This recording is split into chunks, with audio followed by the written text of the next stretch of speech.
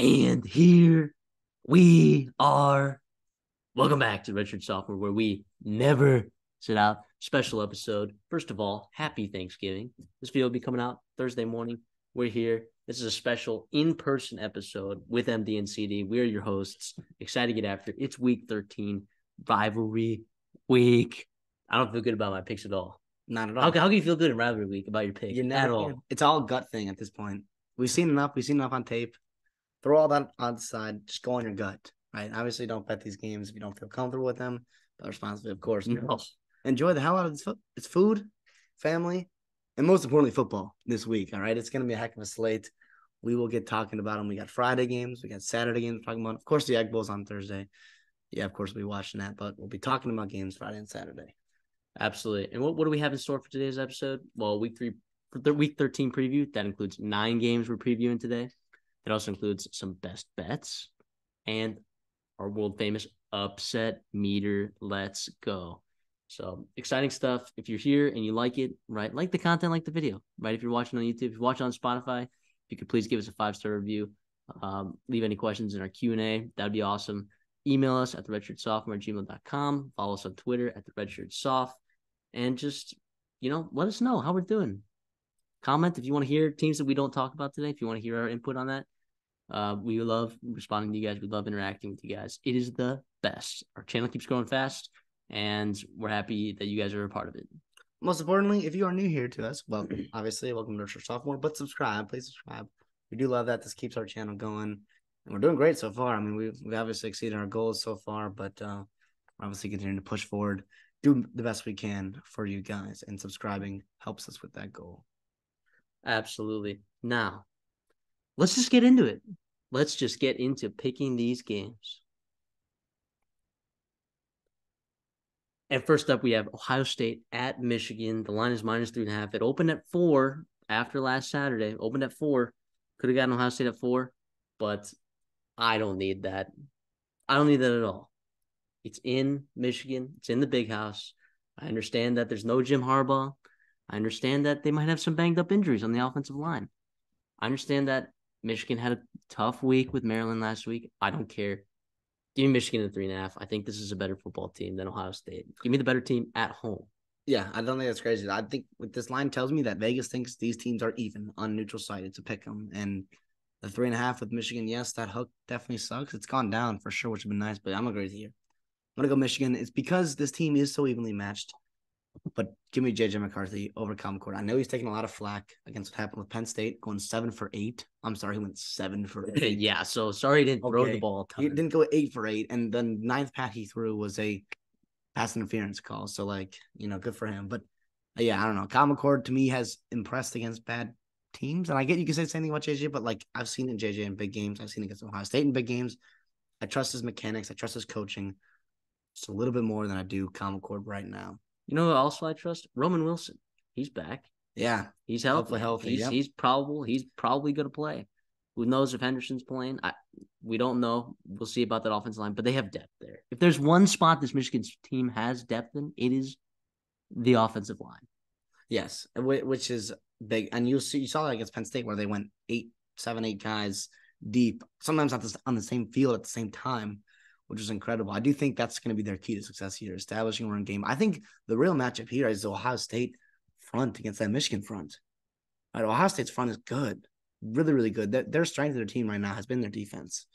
Okay, them and Michigan both have 2 of the top 10 defenses probably in the country, and obviously it's going to be explosive plays in the run game, which I think Michigan can generate. Although I do trust Trayvon Henderson to give you one. He'll give you one in the game. Obviously, Michigan hopes to eliminate him as much as possible. And on the side, how do you combat Marvin Harrison? Healthy out Mecca Buga. Obviously, Cade Stover. I think Cade Stover's a monster. I think he makes some big plays here, but I just don't trust Common Core. If they get after him, I think Ohio State has a real problem on their O-line. And Michigan boys up front, damn good. They're damn good. They can really get after McCord, and we saw that. When he gets pressured, he is not the same quarterback. He doesn't quite have the escapability that McCarthy has, right? The agileness that McCarthy has to get after or to get extend plays and let his guys develop and just throw up balls for Marvin Harrison and the other talented weapons they have on offense. Yeah, I also think with Marvin Harrison Jr., right? Obviously, he's going to be a focal point of this offense. I think the Michigan secondary has been very effective all year. Granted, we haven't really played a ton of teams that can throw the ball very effectively, but let's not kid ourselves. Has Ohio State genuinely thrown the ball effectively aside from the Western Kentucky game? Like, genuinely, have they dominated the team? I thought last week against Minnesota was pretty underwhelming. I know they covered and they won big, but Minnesota, first of all, was playing not to lose that game. Okay, and I get some of that strategy does hurt the downfield as well as the passing game, but like at the same time, like if you can't block Ja Joyner, who I love, by the way, love from Minnesota, how are you going to block Chris Jenkins and everybody else up front? Braden McGregor, like how are you going to block those guys? Junior Colt, like coming from depth, like yeah, this is a good Michigan front, really good Michigan front. So you're taking 3.5 as well. Yeah, I'm going to take 3.5 as well. Yeah, I think it's fair. Now, Ohio State could win this football game. I mean, they're talented enough to do that, right? If you get a couple explosive plays, a couple turnovers, right? Yep. JJ McCarthy in some big games has been prone to turning the ball over, even not so big games. So it's like if you can force JJ McCarthy to make those errors early on and get out to a jump and force Michigan to throw the ball, I think there's a chance that Ohio State has to win this game. I know a lot of people like taking Ohio State at 3 in the hook. I mean, I don't blame you for doing that, but we will not be doing that on this show. We will not be doing that. Ohio State fans, I'd love to ask you a question genuinely. If you lose this game, right? If somehow, some way, I'm not saying it happens, but if right, if you're a Ohio State fan and you lose this game, and Ryan Day is 0 for 3 in his last Michigan games, and he lost not even to Jim Harbaugh, but Sherrone Moore, who's a very respected head coach, or very respected interim head coach for them, obviously. But how do you feel about Ryan Day? Like, obviously, I'm not insinuating he should be fired at all, but I know that fan base is a greedy fan base. I know you have high expectations for a reason. That's unacceptable. It's beat Michigan or get out, right? For Ohio State. They've run away some good coaches because they couldn't beat Michigan. Right? How are you going to feel about Ryan Day and the future of your program if this is the third straight loss to Michigan, even though you are dogs? How are you going to feel about your program if Ryan Day goes to Texas A&M? Oh, come on. I know, dude. I can't believe those rumors. I think he's got a better chance to be right there, right in the Bears. That steam. Look, I'm a Texas A&M fan. You don't follow the show. I understand that I'm a Texas A&M fan, and I'm not willing to wager on this show, but Ryan Day will not be the next coach of Texas A&M. Not because I wouldn't want him, but I do not believe that he will be the next coach there. No, to me, yeah. But you did mention a good point though about this coaching matchup's really interesting. It's really interesting. Like what happens like late in the game? There's a 4th down. Sherrone Moore, like is he the guy that's ready to go for it in those situations? Is he the guy that says, "Hey, let's play not to lose"? Right? In those situations, I think sometimes you got to play to win. So I don't know what Sherrone Moore's tendencies are in the fourth quarter. So we'll have to see that. We'll have to see those big coaching decisions that he's going to have to make. We know Ryan Day is very adept at making those decisions, so I'm not worried about him. But the coaching matchup is definitely a factor. Sure. I do think that's a good point, though. Like we talked about the impact of Jim Harbaugh not being there, right? This is the last game of this suspension, right? There may be more, who knows, but this suspension, this is his last game he has to serve. Obviously, the most important of their season. The thing here is like you mentioned it. Jim Harbaugh is not like a game. He's a great game manager, right? On the field, he knows when to go 4th down, when to punt, all that stuff, right? Or what do you want? Check a call on 3rd down and whatever. Thing is in practice, like he's not an offensive play caller, he's not a defensive play caller, so he is not really affecting the game in terms of like every play. But he's been like it's not that big of a deal. But you mentioned it though, in a big game, like it come down to something like that. I agree. Let's talk Civil War. Let's talk Oregon State Beavers traveling to Eugene, Oregon to play against them Ducks. The line is 13.5.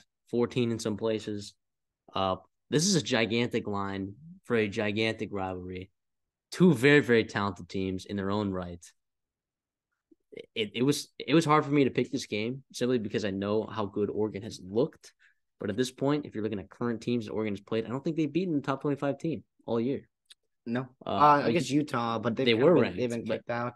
Utah has not ranked anymore, I believe. So, whereas if you look at like now, granted, I don't know that Oregon State's beat anyone that's ranked either because they beat UCLA. I don't think they're ranked anymore. But regardless, these are two teams that have shown that they can show up in big games. They can play physical. Both teams can run the ball effectively. But and here's the thing. I would say like DJU on the road, right? Don't know if I trust that. Don't know if I trust Oregon State on the road. But 13.5 points is still so many points. It's a lot of points. It's so many points. But with that being said, I will be taking as a pick Oregon minus 13.5 to win and cover that 13.5, simply because I don't like Oregon State on the road. It is night and day, Oregon State on the road and at home. It is night and day. Yep. And Washington's a very good team. I think Oregon is a lot better than Washington. I think the weather's going to be pretty nice there. I just think 13.5 is a lot. But if you're going to give me the hook there, I'll take Bo Nix all day. This guy's looking for his Heisman Trophy. He knows he's got to show out. There's no margin for error for this Oregon Ducks team. I know Oregon State has goals, of course, reaching the Pac-12 title, but if Oregon State wins this game, they still need help, right? They still need Arizona to lose. They're actually eliminated because it's Oregon only has one loss, so it's just Arizona right now.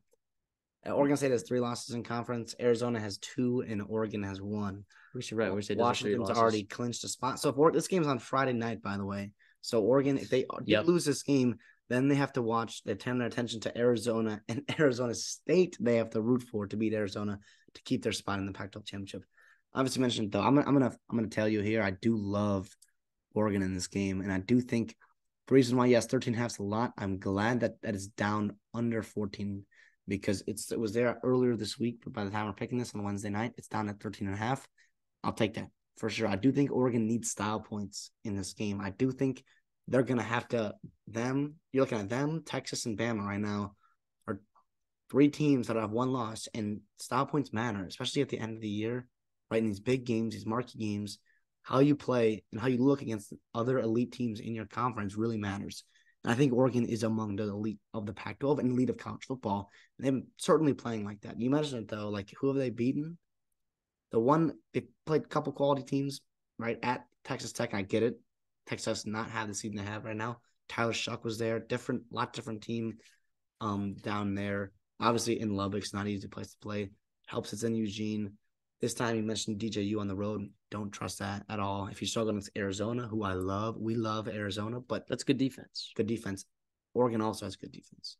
Dan Lanning can get after you. Bo Nix wants to win the Heisman, right? Bucky Irving's a playmaker. Troy Franklin's also a stud.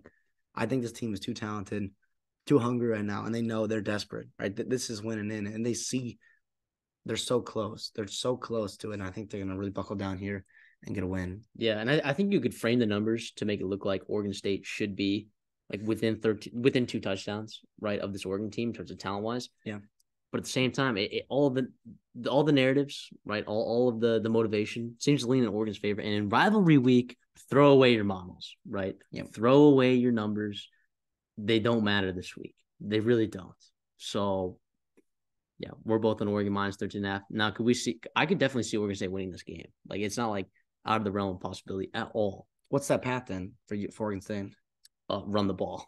Yep. I mean, Damian Martinez, if he lights them stop up, the run. Yeah, stop the run's big. If he runs the ball effectively, like if they got to slow the game down, right? Like that under is going to have to cash if Oregon State wants to win. They slow the ball down. They do not punt. They don't get themselves in 3rd and long situations. And Damian Martinez has been hot. He's been a hot hand, and that's someone that we've talked about in the offseason, someone we've been talking about this season. Feels like these last couple of weeks, especially, they've really relied on him, and I think he's a phenomenal talent. I think there's a chance that he's just as good as Bucky Irving, and they just got to keep riding that offensive line, man. That offensive line's really good, but the only offensive line that I could say is possibly as good as Oregon's is really Michigan's, and Oregon State's. The only offensive lines that are as good as Oregon State's potentially are Michigan and then, of course, Oregon. So this is going to be an absolute battle. We might see 400 total rushing yards this game, if I had to guess. Yeah, and another key here for Oregon State here is going to be start fast. Oregon in some big games has really jumped out to big-time leads. That is not a spot where you want DJU. You want him in play-action pass. You want him in 2nd and short. You want him in opportunities where he doesn't have to throw the ball or force a tight throw, which he tends to do sometimes in big games. If you run the football, you get advantageous throwing keys or throwing windows for him. He can really succeed, and you can really start, stacking good drives on top of each other, like you mentioned there. Yeah, and figure out how to guard Troy Franklin. I mean, for some reason, he just open every time. Nobody has this year, and he has not gotten the respect he deserves. I think it's because, right, you have Rome Odunze doing this thing in the conference, Marvin Harrison obviously on national level, NFL draft type, Malik Neighbors over in the SEC. Shout out Malik Washington in the ACC. Obviously, the Florida State boys, Keon Coleman, Johnny among Wilson. them. Yeah, they've obviously gotten their heat. But Troy Franklin, statistically, and like he's playing like 2-3 quarters a game because they're blowing these teams out. He's done incredible. You mentioned nobody's been able to guard him. Let's see if Oregon State's up to the task. Let's talk Texas A&M at LSU. Going to Baton Rouge. How do I feel about this game as an Aggie? I mean, there is a chance that we talked about Bo Nix potentially having a Heisman game here. There is a chance that Jaden Daniels has the Heisman game of Heisman games here. We're talking maybe 7 total touchdowns, maybe 8 total touchdowns. This could be catastrophic for this Texas A&M secondary, which has struggled all year. Granted, the Texas A&M defense locked down Jaden Daniels last year in this game. He was at home at Kyle Field, but the defensive line got after them. They couldn't run the ball. They boxed Jaden Daniels. And this linebacking core is much improved from last year's linebacking core. So I imagine that Edgerrin Cooper is going to be spying. They're going to be taking their turns, Torrey York, Edgerrin Cooper. But Jalen Henderson, for how good he's played for Texas A&M these past 2 games, he's not ready. Not the guy to exploit this secondary. The way he beat LSU this year is to outscore him, and Yes. Jalen Henderson's not going to be able to do that. As good as your defense has been in games, and I repeat that, in certain games and moments, right? I don't trust DJ Jerkin to really be able to lock down Jaden Daniels. Nobody's done that outside of Florida State in 1/2. The defense has struggled on the road at times. At times.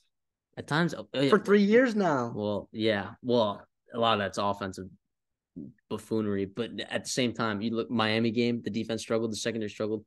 Ole Miss, the secondary struggled big time. So I just, if A&M's going to win, they need to make those plays in the secondary, those huge negative plays they need to get, the sacks, the stops on the rushes, and then they need explosive plays from their guys on offense. Evan Stewart, we'll see if he's active, potentially not active. I just don't think Jalen Henderson's got. Give me LSU minus 11.5. I know I've been taking the favorites here. These are all home favorites. That's the thing. So give me the home favorite in this rivalry. LSU, Jaden Daniels got a sour taste in his mouth from last year. And he's also got a Heisman Trophy here on the line.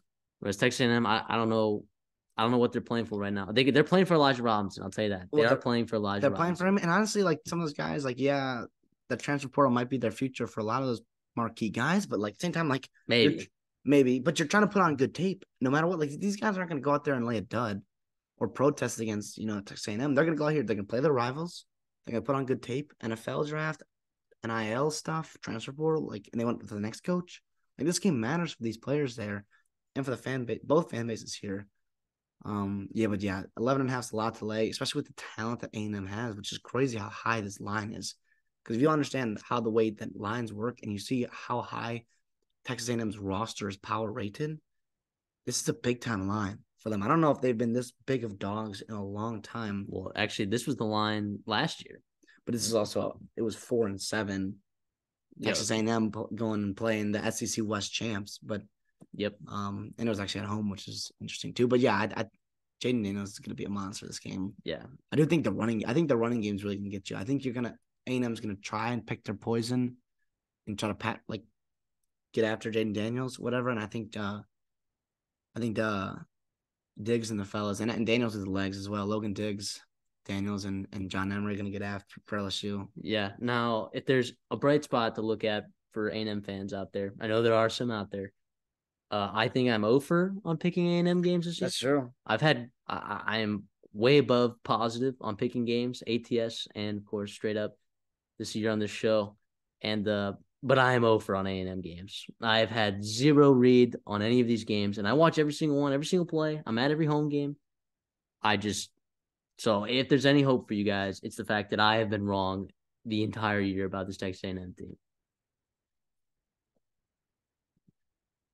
Let's talk UNC at NC State, a little in-state rivalry featuring not MJ Morris, Brennan Armstrong, who has been playing okay recently. Of course, he's been using his legs a lot, but it feels like that offense is a little bit in stride. But you know what's better? That defense is balling out. Peyton Wilson looking for those postseason awards. He is absolutely balling out. We knew that was, one of our top candidates when we were talking preseason, like one of our top candidates for definitely ACC Defensive Player of the Year. But he's got his name on NFL scouts' minds. But speaking of NFL scouts, Drake May, right? Tough game last week. It's a good D line and good defense there at Clemson. Yes. On the road. Yes. this game's also on the road. This game is also on the And he road. struggled in this game last year. What was the team struggling? I mean, he played okay. It's a tough barn, man. It is a tough barn. This line, I believe, opened at 3. It's down to 2.5, 2 in some places. We like picking at the hook, so we don't like pushing on the show, right? Pushing's for babies. Nah, just kidding. But definitely, I struggled picking this game. Now, this is more of a I'm riding the home team again. Give me NC State. Give me the Wolf Pack. Give me that defense. Give me that second. Those corners. Abe White, those corners are good corners. They've shut down a lot of folk this year. And I don't think that changes. I think Drake May might get his. I think they might get his. But I love me this Dave Thorne team. They've actually bounced back. It looked like it was not going to be a fantastic year. In fact, we took the over 6.5 wins. It looked like it was going to be a sweat there, but these last couple of weeks, they've absolutely picked it up. Should they have won that Clemson game? Maybe, maybe not. You can make that argument, but they kept themselves in that ball game. I think that's what they do in this game. Give me NC State, give me the points, and give me them to win straight up. I'm actually gonna agree with you 100% here. Wow. I know I think we're 4 for 4 right now on picks with each other. I can't trust UNC to execute down the stretch when it matters. I mean, you've seen them in multiple times this season just fall apart when it needs them most. And NC State is not the place where you just get right all of a sudden. Like, oh, all these problems and red flags you've seen for 11 straight weeks. Like, it's not going to just magically go away going on the road against your rival NC State. And I love the way that they're doing this offense. Like you mentioned the defense. Maybe love's a strong word. I really like what they're doing with Brennan Armstrong and his legs, Kevin Conception getting the ball on the ground and through the air. He's a real good playmaker as a true freshman. They had a running back going there. Like, it's been a weird season for them offensively. MJ Morris obviously decided to redshirt. Like, it's weird there, but like vibes are still pretty good. I feel like in this team, I trust them. I trust Dorn more than Mac Brown and that staff there. I trust Robert Anae more than I trust Gene Chizik. Yeah, and Robert Anae's been disappointing, but Gene Chizik has been disappointing for 4 straight years now at North Carolina there, and I just don't magically see this defense living up to its expectation or talent level in this game. I just really don't. I agree. So the path for UNC winning this ball game, though, is just Drake May balling out. So like that turnover, or it's like Brennan Armstrong. Like this is like September Brennan Armstrong. Yeah, absolutely. And you get that, and Robert Anae cannot create plays or explosive plays for him. And if Drake May jumps on him early, then it's okay. Let's see what that left arm can do for Brennan Armstrong. And to be honest, as a Wolf Pack. Wow, I'm so sorry for NC State. The Wolf Pack, he's not been able to do that in that uniform this year. But Drake May obviously has. The thing is they're never going to be out of this game because they have Drake May. Everyone knows exactly what you could be doing. And Omarion Hampton's a good player. Tez Walker, we know we love. Deshaun Jones. Like, they got some guys there. And yeah, they're 8-3, and they're kind of just limping to the finish line like they did last year as well. They just win 7-8 ball games every year. Is that the expectation there? I guess maybe we're a little bit too high on them as a media, but yeah, the thing is with Drake May, you have a chance to win every football game you're playing. And yeah, the thing I worry about though with Brendan Armstrong, and I worried about this at the beginning of the season when he started running the ball a ton, was like, what happens when he goes down? Well, you had MJ Morris, right? Come on. Well, now he's not. He's redshirting. No more Ben Finley. He's out there at Cal, not starting. It's pretty crazy. Is Ethan Rhodes, the redshirt freshman, ready for this moment? I don't know that he is. He's not throwing a pass all year. Kevin Conception has 2 more attempts on their backup quarterback. So that's not a good sign. So I do worry about that a little bit if Brendan Armstrong does go down. But look, that guy is a tough son of a gun. He stood behind that Virginia offensive line last year. That's how you know he is tough. So that's a good point there. I will say here, like, just on the MJ Morris point, like, if you're a teammate or in that locker room of MJ Morris, like, I'm not trying to call out the guy personally at all. I totally respect what he's doing. Like, this is a business first and foremost. Like, make sure you're getting taken care of. I totally understand where he's come from. But at the same time, like, if Brendan Armstrong goes down and you've seen this guy in practice all year, Ethan Rhodes has no chance to win this football game. Are you suited up? Are you ready to play? Like, how does that work? I don't think you. I don't even know that MJ Morris, like people assume that he wants to transfer. I don't even know that he necessarily wants to transfer. He's gonna. I think that was the plan. The original plan was to have him redshirt again and stay and be the starter. And I think Dave Dorn, I think he's gonna be there next year, assuming it doesn't blow up. Right. I think he would have transferred already. Like stuff would have happened. I think he's committed to NC State. He's pretty talented, but he's committed to the future of NC State, not necessarily this personal team. I don't know. I just think like it'd be really interesting. And like you mentioned, I just thought it's food for thought. Absolutely. Let's talk Paul Bunyan's axe. What is this? The oldest rivalry in college football? The greatest rivalry in college football. A little bit biased here. Unfortunately, I am wearing my Badger red. I don't know what is wrong with me today, but back in the hometown, don't have quite the UMN gear that I do up north. But yeah, this is gonna be a great game. I mean, for you sickos out there, this is gonna be a great game. Wisconsin at Minnesota. Minnesota catching 2 and the hook. That could be an important 2 and a hook.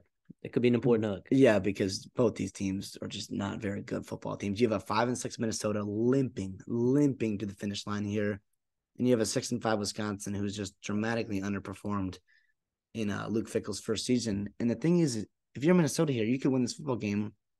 You could have your 2 biggest rivalry wins, the trophies, the Axe, and Floyd or Rosedale, which is obviously beating Iowa. And if you ask most Minnesota fans, like 5 years ago, 6 years ago, like that would be a dream come true. Like, no way we did that. And yet you're 6-6 and the fan base is pissed off right now. No matter if you win or lose this week. Like it's really a crosshairs. I don't know.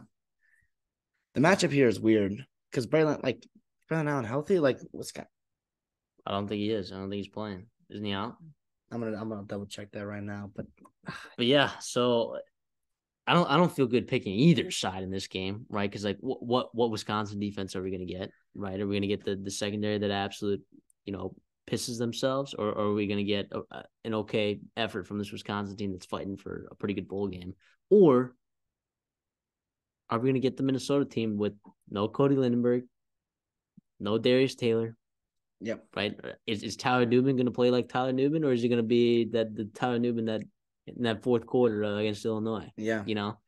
Now Tyler Nubin is a fantastic football player. He's the best, probably safety in the entire Big Ten, if not the entire country. Mm-hmm. But like, they rely on him so heavy. Like the Nebraska game, like if Tyler Nubin doesn't play the Nebraska game, they lose that game. Yeah, he has to do it. He has to take chances, right? Yeah. Because he knows our offense is not quite adept. He needs to create short fields, negative plays. Like he knows, like they have to get off the field on third down, and like or on if they're getting driven on, like he has to make a play. And for the most part of his career, to the credit to him, he's been one of the best safeties of all time. Minnesota, he will be a top 40 draft pick next year in the spring. Like he is a stud.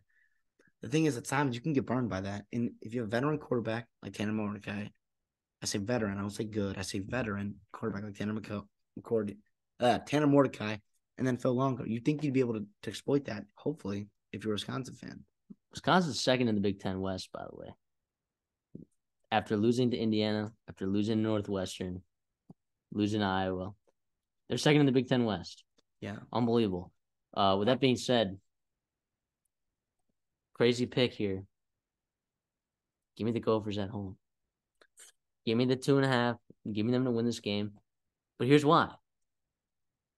Wisconsin's a bad football team. Yep. And you know who actually is going to get up for this game? PJ Fleck.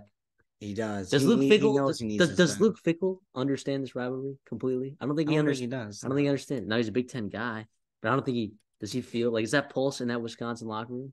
Like a lot of transfers in there. Do they feel this rivalry the same way that these Minnesota Gophers do? I really don't. Yes, Minnesota has won the last 2. Shout out to Gophers. But like they're still desperate. Like this team, like they have a chip on their shoulder in terms of like they feel like little brother in terms of Wisconsin and Iowa. And like to be honest, like in all honesty, if you ask most Gopher fans, like they are, right? Recruiting wise, NIL structures, success on the field, like they have been. You know, Nathan Roy is going to be watching this game. Yeah, which is a prize recruit from Minnesota from the state of Wisconsin.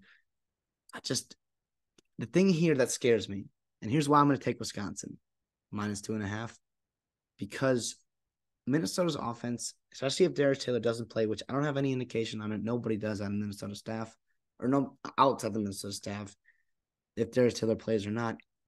Daniel Jackson is your top weapon. Now, in last year's game, we saw multiple people get after. We saw Lameka Brockton, the birth of him. He's gone. You saw Dalen Wright have a big game. He's gone. Brevin Spanford had a huge game. He's been non-existent for most of the year. And then Daniel Jackson had a monster game. Thing is, Ricardo Hallman is a stud. We saw him go toe-to-toe with Marvin Harrison Jr. Like, he's a good player. And if he's shadowing Daniel Jackson, you're going to have to rely on guys like Elijah Spencer, a banged-up Chris Autman-Bell still recovering from big-time serious knee injury, a Brevin Spanford who still can't figure out how to catch a football. Like, and then you got to run against a Wisconsin front. They're not like a typical Wisconsin front, but they're still there. And without Darius Taylor, we have struggled to run the football. I say Minnesota. But yeah, that's why I'm going to go Wisconsin -2.5. Quarterback matchup here, though. Like, who would you rather have, Ethan or Tanner Mordecai? Well, here's the thing. It's got to be Tanner. Here's the thing. In the Big Ten West, the best quarterback in the Big Ten West right now might be John Paddock. Oh, but that's not crazy. That's not crazy at all. It might be John Paddock right now, which is absurd. And then Ben Bryant. God damn it, the West sucks. Yeah. So, but this is rivalry week, right? If this is, I don't know, like, I'm throwing away my numbers this week, right? Forget the X's and the O's. Give me the Jimmies and the Joes.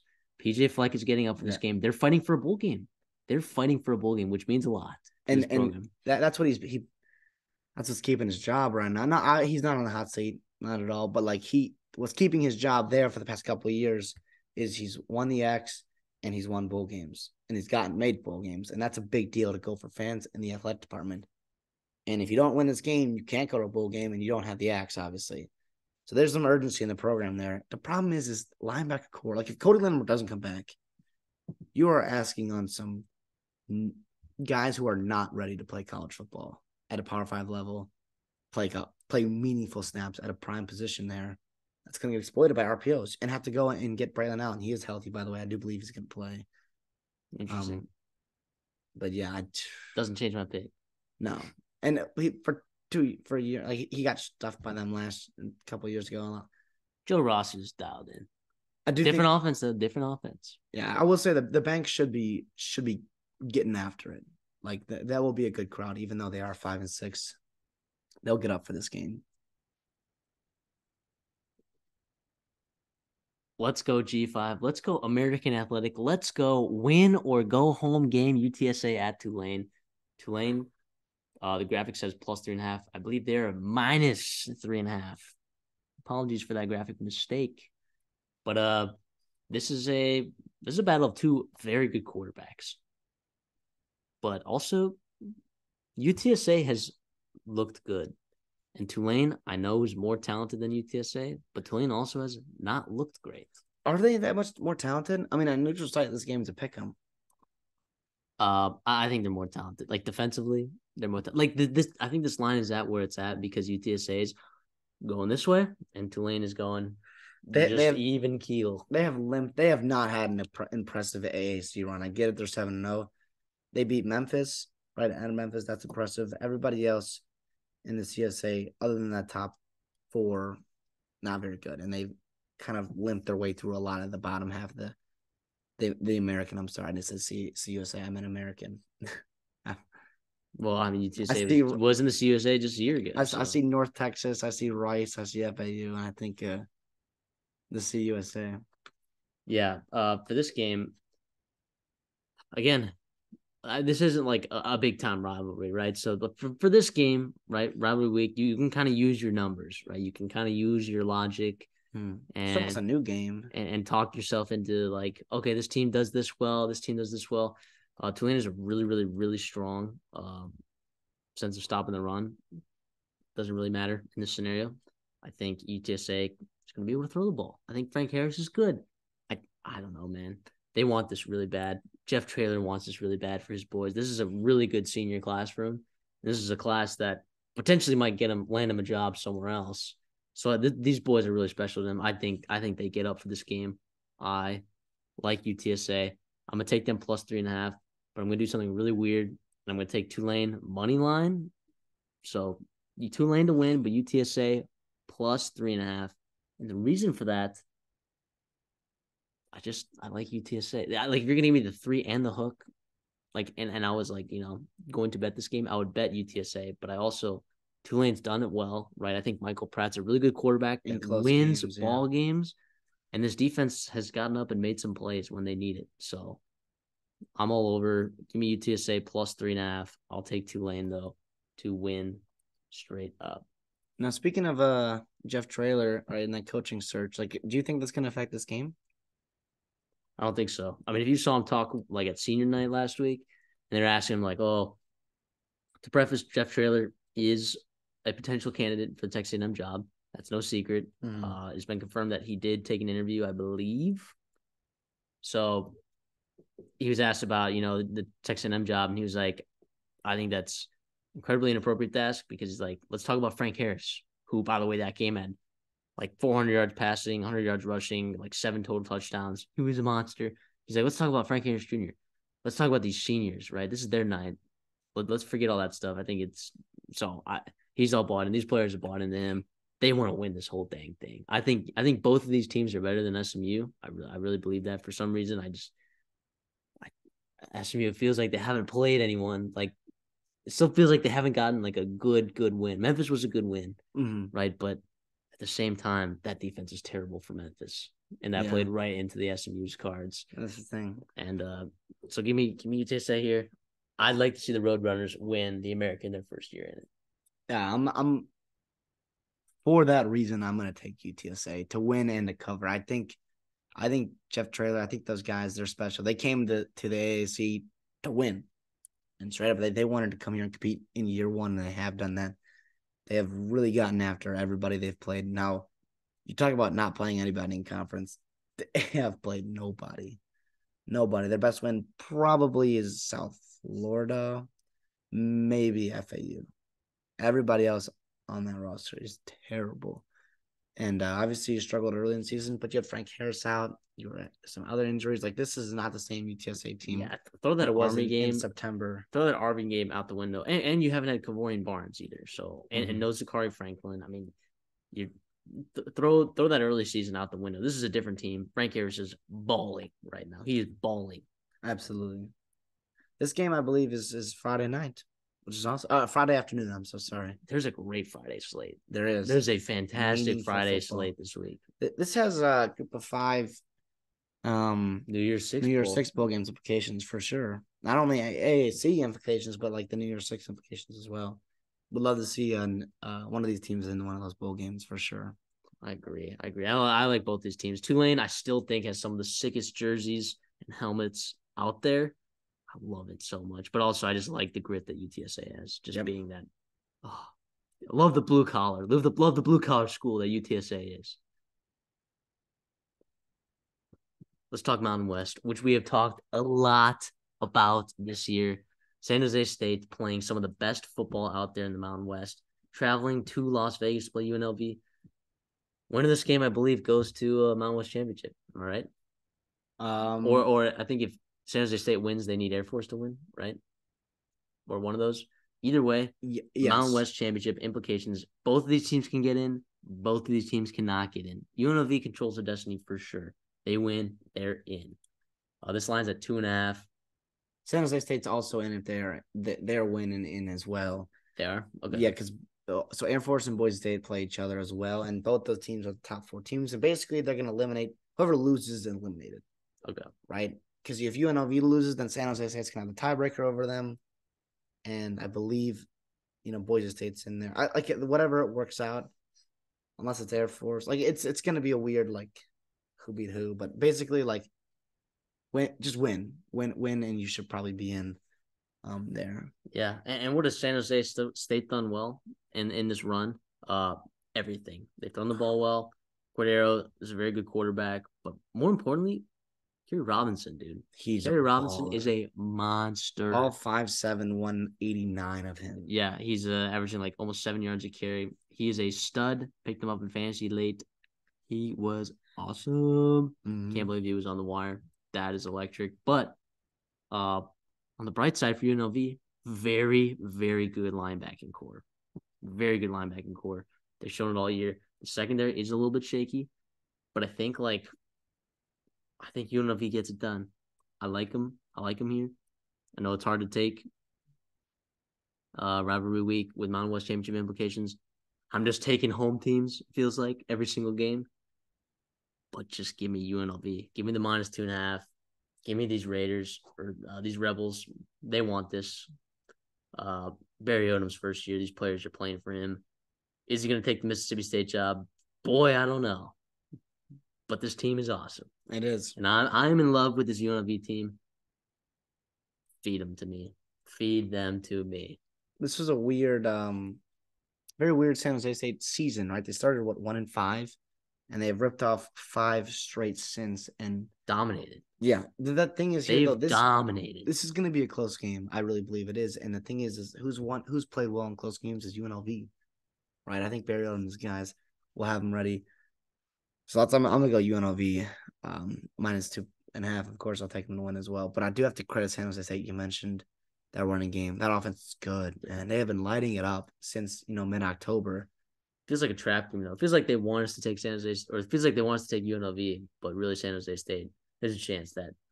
Oh, yeah, neutral site, they're favored. And to be honest, San Jose State, yes, they haven't really had any impressive wins other than, beating teams you're supposed to beat by a lot. They pounded Fresno State. They pounded Fresno State. That's a good point. But Fresno pounded them. They've dropped off a little bit. I think they're not quite the powerhouse in the Mountain West we thought they were going to be.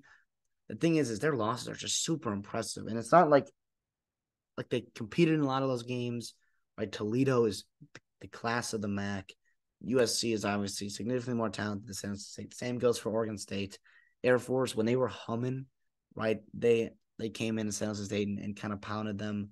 And then Boise State, back when it was Mad Max and Taylor Green, they both played. And when Andy, when Avalos was still the coach there, so yeah, this is a good San Jose State team for sure, and I would love to see them, playing in the Mountain West Championship. But I think Barry Odom and this UNLV team is special. It's special. Yeah.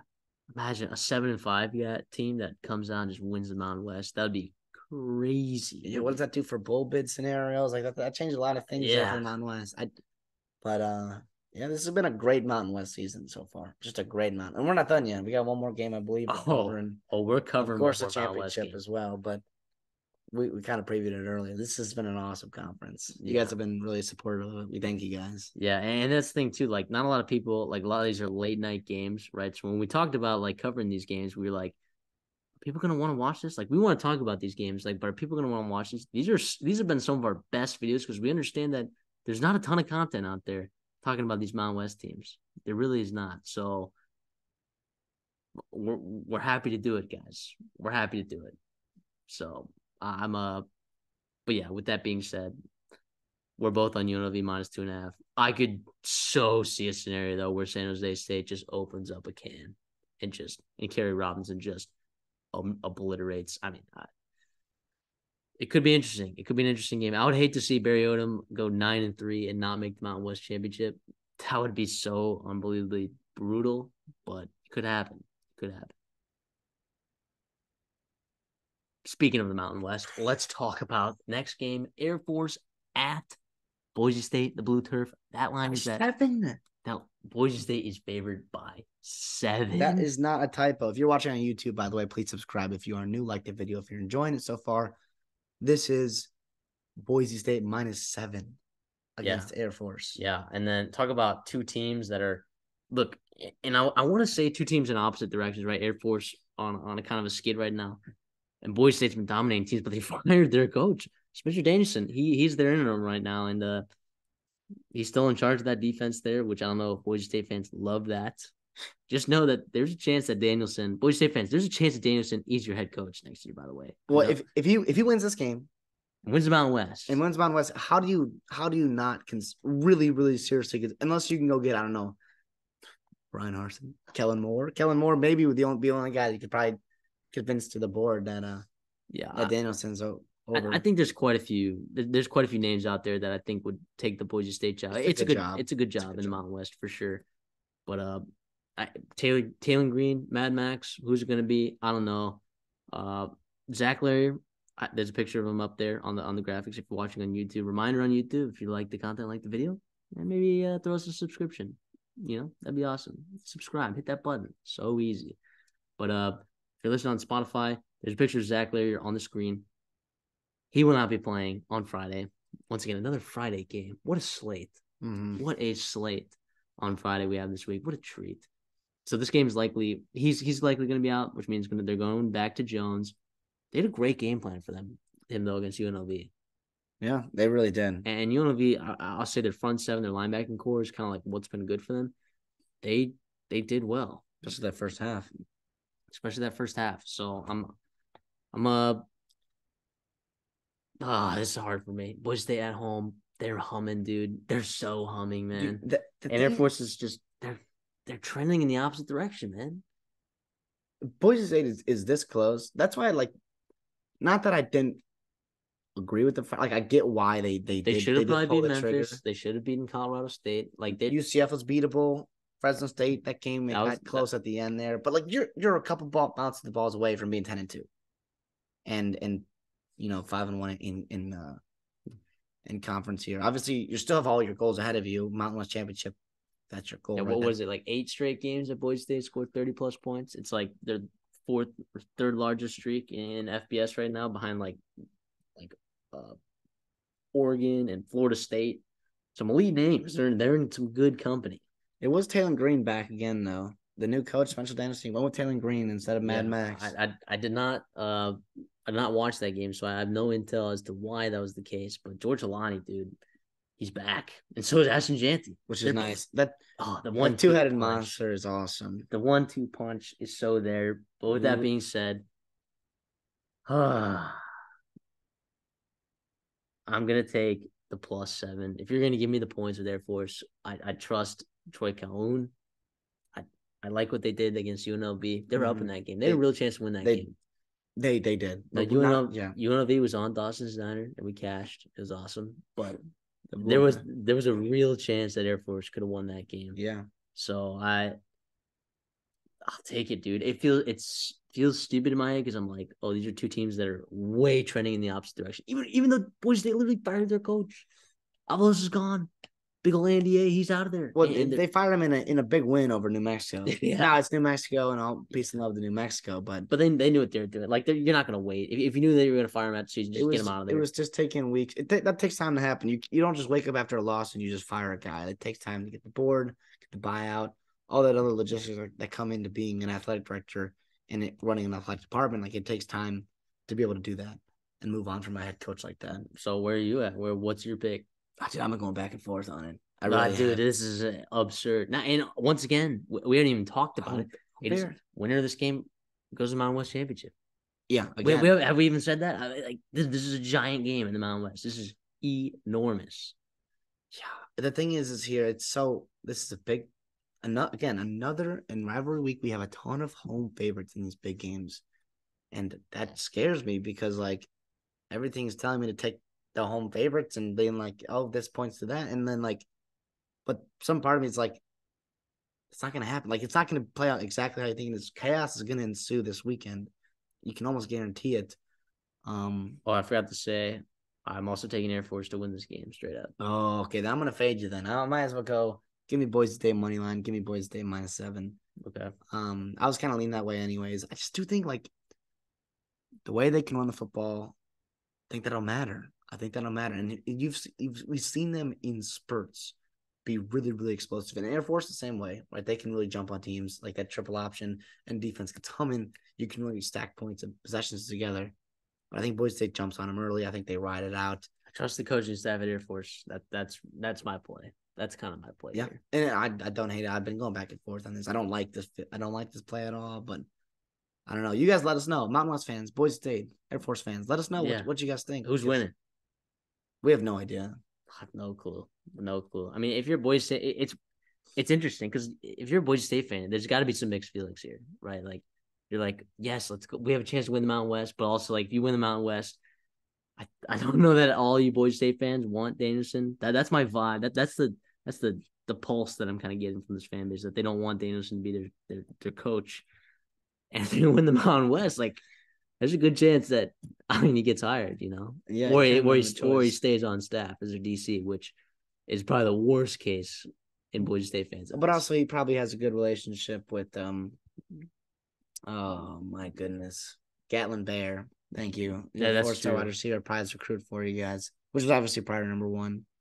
But I'm sure he wouldn't mind. I mean, winning the Mountain West is priority one. I'm talking about in terms of recruiting staff. No, you're but right. Of course, yes, this is what matters, and that's what obviously what Danielson will be focused on. Let's go to the CUSA. Now, if it wasn't for the NCAA being actually stupid, this game would mean a lot. This game would be win and go to the CUSA championship. Well, we know that New Mexico State has already locked that up. So, because Jacksonville State is ineligible for the postseason. Look, I'm gonna cut right to the chase. I've watched Zion Webb play. I've watched Logan Smothers play.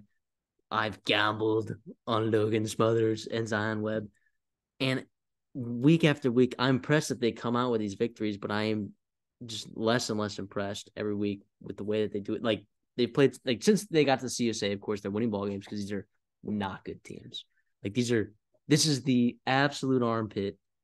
Like these teams that you're playing against are the armpit of college football in terms of, like, they're just not very good. Not to be disrespectful. Sam Houston State, you should not have won that game. Sam Houston should have had their first FBS win that week. And then UTEP, you should not have beaten UTEP either in week 0. But that was a long time ago, obviously. Yeah, that was a while ago. But you tell me La Tech is very good. No. Western Kentucky's on a skid this year. FIU. I mean, these are not very impressive wins. But you know who has impressive wins? That would be the New Mexico State Aggies. If you're giving me 2 points, give me the 2 points. But guess what?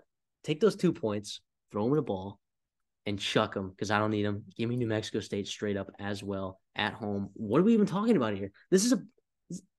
Now, I was going to say this is a better coaching staff. Rich Rod is very good. Yeah, and he runs a really, like, both these offenses are really, really unique, I guess you could call it, and, like, really fun, hard to prepare for. Obviously, if you're within the CUSA, you've seen it on film, you've seen it when you're watching other teams, so you know kind of what to expect from it. You obviously talk around, but yeah, I don't hate it. I think it was awesome last week. Obviously, New Mexico State, haven't you mentioned, they coming off a huge program win, going into Auburn, taking $1.8 million and then beating them by 21 points, 3 touchdowns there. Diego Pavia kind of introduced himself to college football fandom in general and the mass media, but we've known about him for a while. You guys obviously have too, Conference USA fans. He's a baller. He's so fun to watch. He's just a grinder. Zion Webb, he's got legs. He's a grinder as well. That kid scampers. And they have got multiple running backs. They just get it done. And, like, every week I watch Jacksonville State during the week, and I'm just like, how are you winning football games? What are you doing right that nobody else is doing right? And I don't know, man. I don't know. This is, again, like,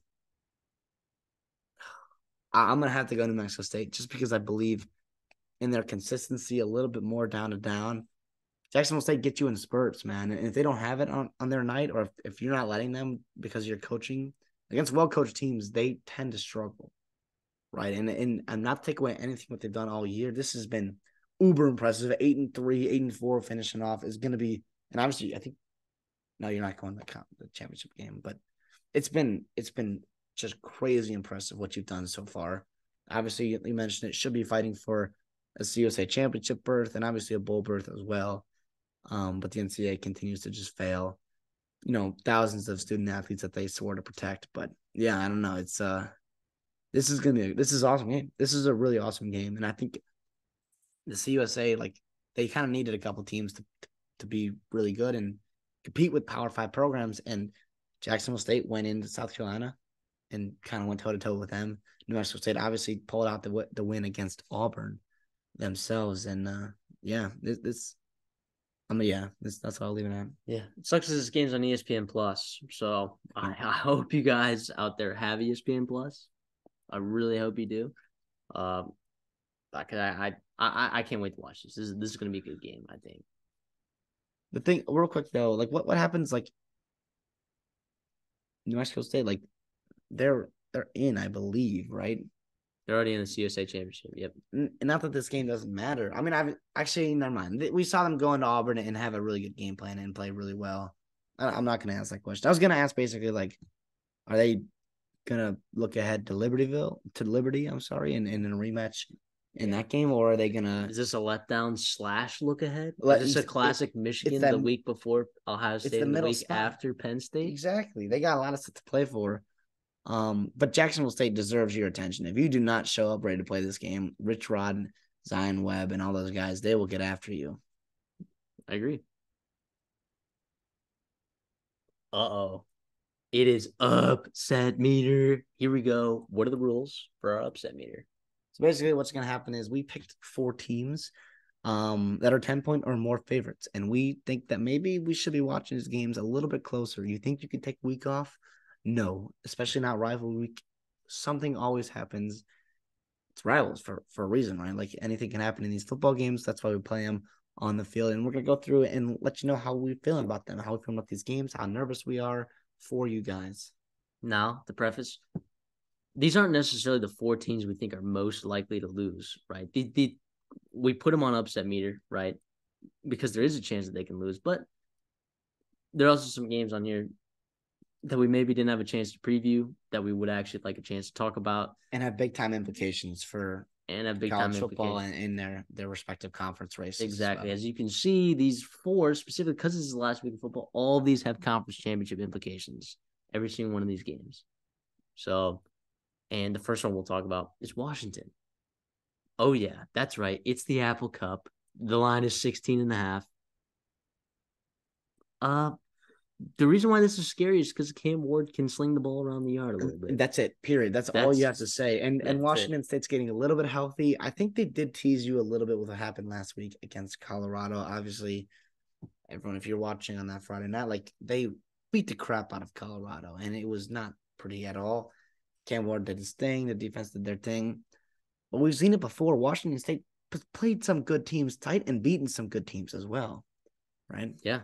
And now, granted, this is in Seattle. This is not Pullman, which is a big deal. Huge deal. The Huskies are going to get up for that game. The fans, even though Washington State, this is a 16.5-point line. This is for like Washington wins. Well, they're already in the Pac-12 championship, but they're looking for a playoff spot. These fans are going to be there because they know that they need it. There's urgency in this game. So there's a chance that Washington gets it done and possibly boat races Washington State. But there's also a chance. I mean, the Cougs are fighting for a bowl game. And they would love nothing more than while their big brother, right? I say that as a Washington State diehard, Jake Dicker fanboy. But yeah, I think Washington diehard. I've been watching them pretty close this year. But I would love nothing more than spoil Washington's playoff chances in the Pac-12. Like after everything that's happened this whole offseason, I'm sure Washington State would do it with a grin, gladly going into Husky Stadium and getting a win and shocking their rival Washington. But I do think, like you mentioned it, Washington, like this game can be close. They tend to kind of play with their food, right? Especially on that back half of their schedule ever since Oregon or even Arizona. Like they have been playing in a bunch of close games, and now credit to them for winning all those games and finding ways to execute down the stretch. But like that can't happen forever. Like eventually, like some teams you get caught up. And when you have a quarterback as dynamic as Cam Ward and you have to get off the field, like you might have the right blitz package, right cover package, and get to him, and he just shrugs you off and then scores a 60-yard touchdown. And then, boom, dream's over. Like that's the kind of thing that Cam Ward can do, and that's what scares you, keeps you up at night if you are Washington and Kalen DeBoer. Yeah, so for me, this is solidly, though, in a mild play because the line tells you, right? It's over 2 touchdowns. This is a pretty mild play because I think Washington knows what they're playing for. But the reason they're on this is because Washington State also still has something to play for. Yeah. And it's rivalry. It's the Apple freaking Cup. Yeah. How could you? You don't need anything to play for other than that. Just leave it at that. But like you mentioned, Washington at home, determined group of seniors. It's not about covering. It's about getting a win. And I think they can do that. Yeah, absolutely. So throw them in mild. Arizona. They play Arizona State. That line is at 10.5. You know what that feels like? That feels very short. It's like such a trap. It feels like, it's such a trap game. And, I got caught when I took Arizona against Colorado. That's how I felt. trapped, betrayed. Arizona still wins this game though, because like they need to win this game because they could still make it to the Pac-12 championship. If Oregon State wins and they beat Oregon. Yep. Well, they're gonna know what they're playing for on Saturday. Right. That is If true. Oregon goes in, or if Oregon State goes into Oregon, Eugene, Oregon, and gets a win there, Arizona is at a win and you are in.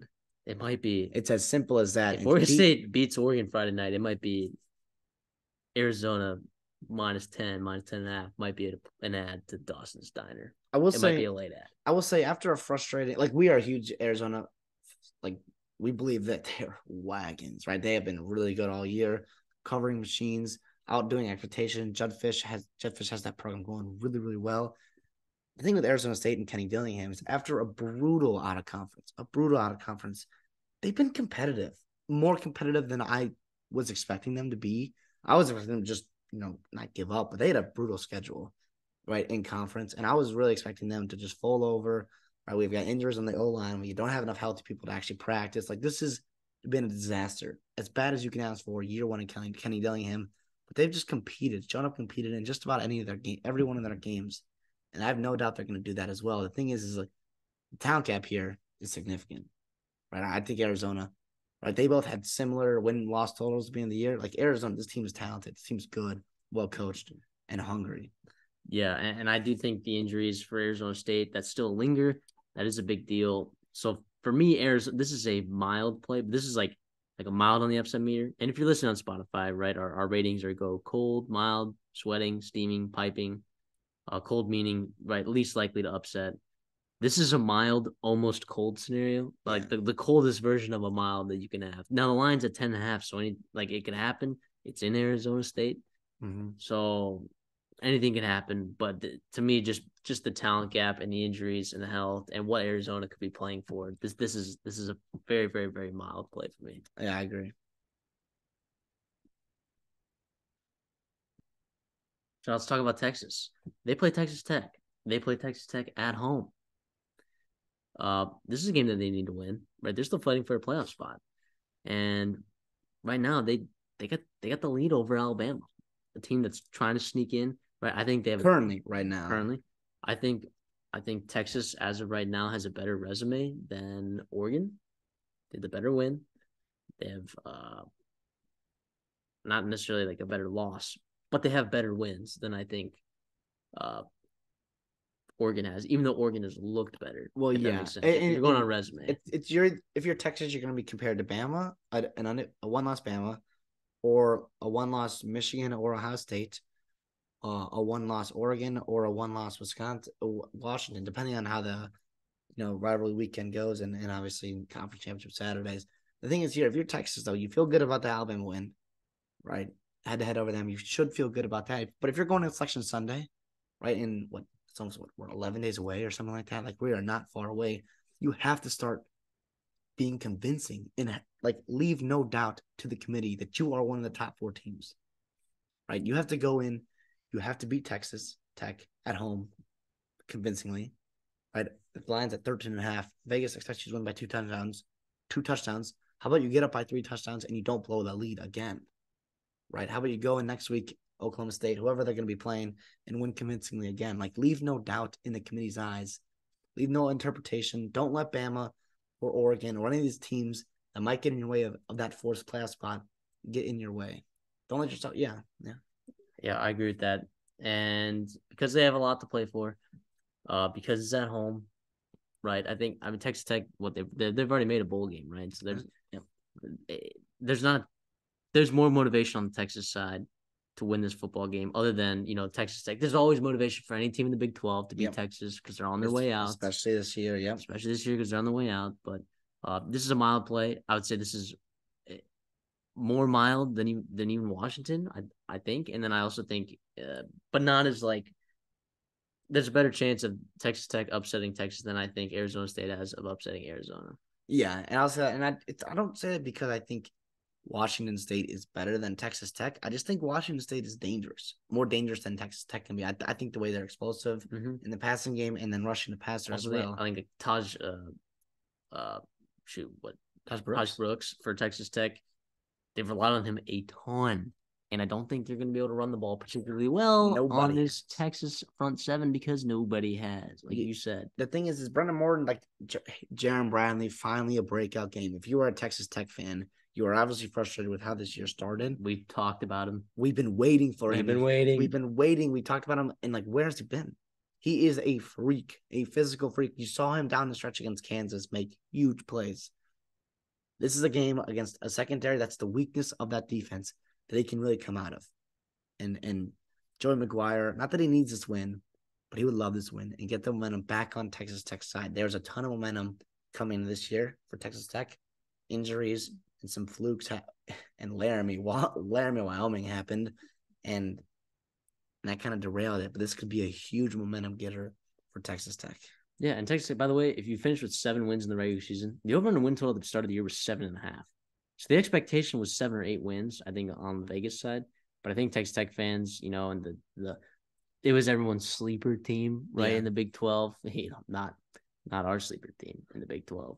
But you look at your losses, and obviously the Wyoming one stings because we were up big in that game, and obviously it's Wyoming, and I get it's in Laramie, anything can happen. But you believe as Texas Tech, you should be able to beat Wyoming. But you lost you played Oregon closer than anybody not named Washington did, right? You played at West Virginia, who's hot and playing really good football. You lost to them. You lost to a good Kansas State team, and then you went to BYU, and that's not an easy place to win, right? So, like, yes, you have some frustrating losses for sure. But at the same time, like, this year could have been a lot worse, and I think it's another building step for Jordan McGuire, and you mentioned this would be a huge one. Yeah, absolutely. So that's going to be a solid mild play as well. The last game, Kansas State.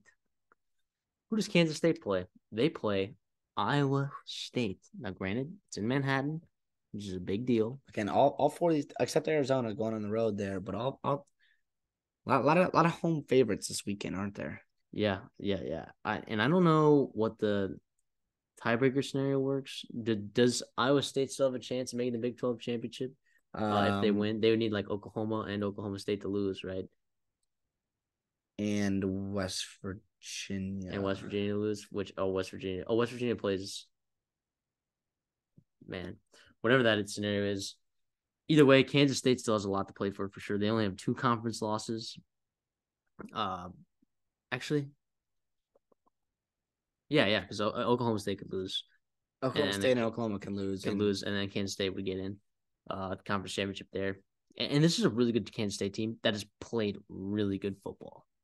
Really, really, really good football these last couple weeks. So, of course, we lost to Texas. That was a heartbreaker. Whatever. I thought you still played well in that second half. Some interesting coaching decisions by Chris Kleiman down the stretch that, of course, I'm sure Kansas State fans are not happy with, but you got to be happy with the coaching job that Chris Kleiman has done overall for this team. This is my most – this is the game I'm most nervous about of the other games on this list because the talent gap between Iowa State and Kansas State is not as significant as the talent gap on these other games. Yeah, and that's what it comes down. Sometimes the rivalry games are if you have just a huge talent gap and one team just shows up. Like, is this Farmageddon? Is this what the rivalry is called? Farmageddon? I look that up. We'll fact check that out real quick. That would be awesome. I have not heard that, but that's incredible. Regardless, so you mentioned the talent gap there. Yeah, Iowa State's a good football team. Right, they haven't beat anybody big, but doesn't mean they can't. And obviously, Kansas State. Yeah, this is Farmageddon, baby. This is Farmageddon, and that's why there's a chance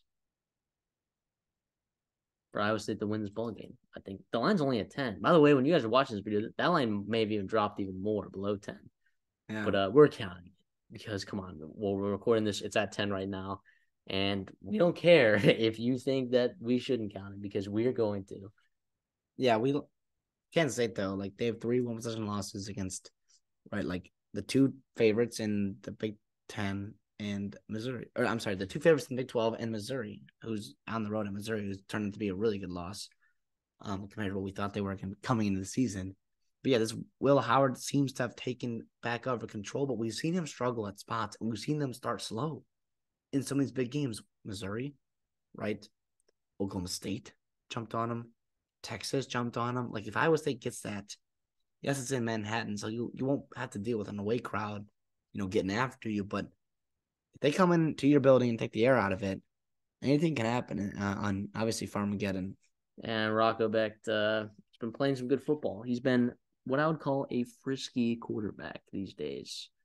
So I'm a slide Kansas State right there, like above mild, right? Like almost into sweating territory. I still think all these plays are mostly mild.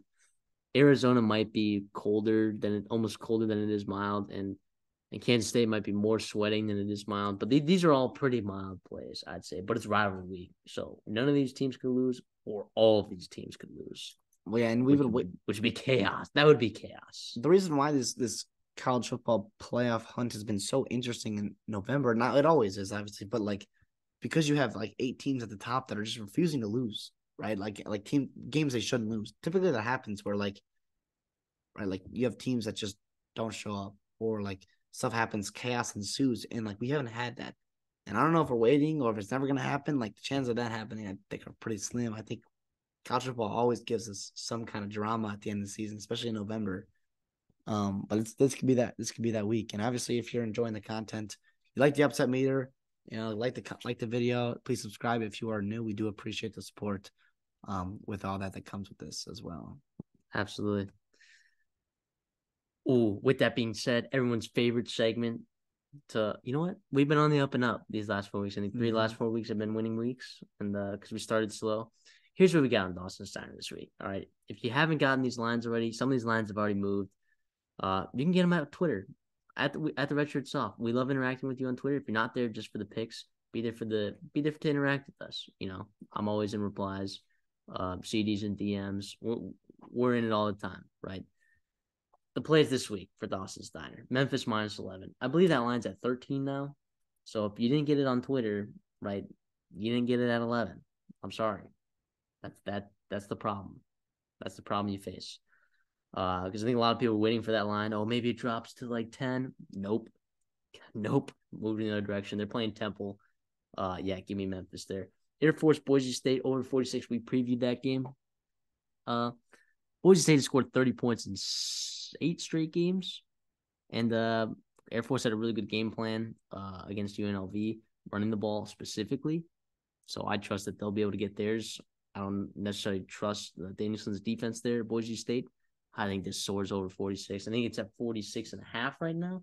I'm going to double check to see if you can get a better line than that right now but while that's going on, I'm going to talk about Miami, Ohio, Ball State, under 35.5. You can get that at -105 in some places.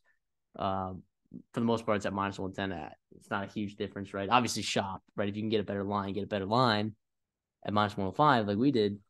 But, yeah, there's some 46s out there for the Air Force Boise State. All right, okay. There's still 46s out there. So no problem. Those 46s are on DraftKings, Bet Rivers, just to name a couple. But back to Miami, Ohio, Ball State. Miami, Ohio's been playing some great defense. Ball State has struggled on offense. And Ball State's also played pretty good defense too. A lot of the games have gone under this year. 35.5, I know, is a low total. I'm pretty sure that line is still there as well. If you're watching this on Thursday and that is moved by the time this video comes out, we're recording Wednesday night, I'm sorry. But we still love you. We still love you. We still want you to hang out and follow us on Twitter. You looking at that line right now? Yeah, 30. It's and then Alabama. This is a line that we just hit recently this night. Bama dropping from 14.5 to -14. Let's get on it. I know it's in Jordan Air, but let's be real. What happens in Alabama-Auburn games, the way you beat Alabama is you get really, really good quarterback play out of an Auburn quarterback. And then that's when the magic happens. There is not a quarterback on Auburn's roster that can make magic happen. There's not. So if you're going to give me 14, but the way Bama's playing right now and what they're playing for, this is not a look ahead, by the way, to Georgia. All right. This is a giant rivalry game. They take this rivalry seriously. They know exactly, like, these players were on the rosters. Jalen Monroe was on the sidelines when Bryce Young almost lost to this team with TJ Finley playing quarterback there. Right. He was on that side. He knows how interesting these games get. A lot of these players do. So I trust Saban. Come on. Give me that 14. Those are the 4 plays. So any update on the Miami, Ohio line? Yeah, 35.5 is where we're at right now. Yeah. Any of them -105? or can they still get -105? Let me check right here. I mean, that's probably gonna Yep. change in the The over. Oh no, under. no, the under's up to 110. Ooh, tough. But you know what? That's still probably fine. And who knows? That line's probably changed by the time that this video comes out. But that's exactly more the reason to follow us on Twitter. Get that value. Thank you guys so much. That was a Week 13 preview. We love the support that we get from you guys. If you like the content, like the video. It's a really nice and easy rule. Also, make sure to hit that subscribe button because and those notifications because we're coming out with videos and podcast episodes every week, twice a week. If you're listening on Spotify, we appreciate you guys too. Don't think we don't appreciate you guys. If you can leave us a 5-star rating, that'd be awesome. There are Q&As on there that we do look at. If you have a chance, if you want to communicate with us, if you also want to ask questions, communicate with us. There's an email at theredshirtsophomore@gmail.com. And of course, follow us on Twitter at theredshirtsoph. Any messages from you that you want to give the audience in this last rivalry week? Happy Thanksgiving. Enjoy. This is the best weekend of the year, in my opinion, for football. Thanksgiving, sure, Thanksgiving Day, you have the pro games, but nah, man, you get the Egg Bowl. You have a bunch of games Friday with championship implications, and Saturday is just a blessing. From 11 a.m. in Central Time to 2 a.m. and with the West Coast games. It's incredible. Enjoy it while it lasts because this is the last week of our season. And obviously we'll be here in the off season. We got a lot to talk about, but football is football, man. That's why we do it. And it's sad to see it go, Absolutely. And we will see you in the next one.